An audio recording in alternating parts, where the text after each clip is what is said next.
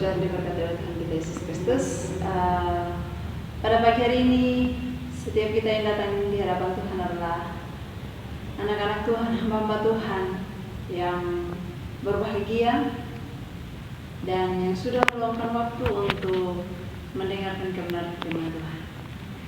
Nah, pada pagi hari ini kita akan membahas beberapa hal tentang hidup di dalam Kristus.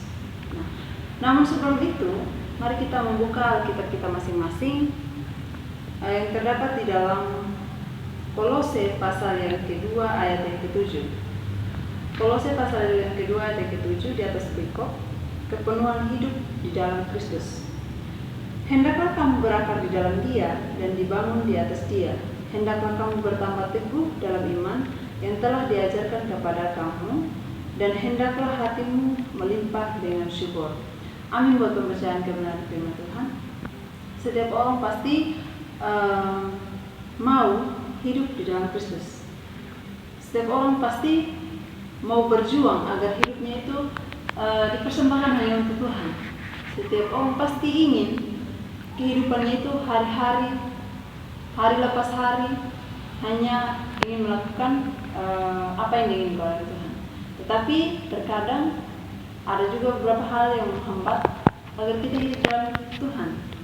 Jadi tidak semudah kita berkata-kata, tapi ada juga hal-hal yang selalu menghalangi kita. Contohnya pekerjaan iblis, emosional, dan lain sebagainya. Nah, dan dari ayat ini saya mengangkat sebuah tema kecil, yaitu hidup di dalam Kristus. Nah, bagaimana agar kita hidup di dalam Kristus? Ada beberapa poin yang saya dapatkan di sini. Bagaimana caranya? Bagaimana orang yang hidup di dalam Kristus itu? Yang pertama, yaitu bertumbuh di dalam Tuhan. Di ayat yang ke-7, hendaklah kamu berakar di dalam Dia dan dibangun di atas Dia. Saudara-saudara yang diberkati oleh Tuhan Yesus Kristus, bertumbuh dalam bahasa Yunani-nya itu yaitu kalero. Nah, bertumbuh di dalam Tuhan artinya bahwa pola hidup kita itu berubah. Jadi dari hal yang tidak baik menjadi baik, dari hal-hal yang tidak menyenangkan Tuhan menjadi hal yang menyenangkan Tuhan. Jadi hari lepas hari itu adanya pembaharuan, adanya perubahan dalam setiap hari. Nah, terus sama juga seperti tanaman yang harus disiram setiap hari. Ketika kita ingin menanam bunga di halaman rumah, setelah kita menanam, tidak mungkin kita langsung biarkan begitu saja. Yang tentunya kita harus menyiramnya setiap hari agar tanaman itu bisa hidup. Nah, demikian juga dalam kehidupan kita. Kita juga harus bertumbuh di dalam Tuhan dengan cara setiap hari itu kita harus membangun hubungan kita pribadi dengan Tuhan, membaca Alkitab, doa, dan lain sebagainya. Itu adalah yang pertama. Nah, yang kedua, bagaimana orang yang hidup dalam Kristus? Yang kedua itu teguh di dalam iman. Di situ masih ayat yang ke-7, hendaklah kamu bertambah teguh di dalam iman yang telah diajarkan kepada kamu. Hendaklah kamu bertambah teguh. Nah, teguh artinya tahan dalam pencobaan-pencobaan yang di dunia, tahan dalam ujian-ujian yang pernah kita alami di dunia ini, yang Tuhan izinkan terjadi dalam kehidupan kita. Jadi kita bertahan. Nah, mengapa kita harus bertahan? Karena kita sudah diajarkan agar kita tetap teguh di dalam iman. Jadi setiap orang yang beriman pasti mampu untuk menghadapi setiap pencobaan, ujian, uji coba, dan lain sebagainya yang terjadi dalam kehidupan kita. Karena dia percaya bahwa setiap pencobaan-pencobaan yang terjadi dalam kehidupannya itu tidak melampaui batas kemampuan kita. Nah, marilah kita menjadi orang-orang atau umat-umat Tuhan yang tetap teguh di dalam iman.